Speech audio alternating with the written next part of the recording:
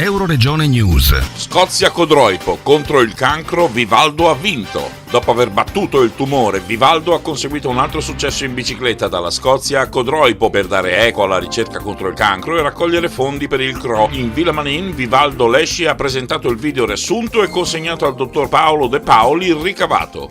E questa iniziativa è nata un po' per aprire due mondi, cioè una finestra nel mondo dei pazienti e una finestra nel mondo dei dottori, di coloro che fanno la ricerca e coloro che curano noi pazienti.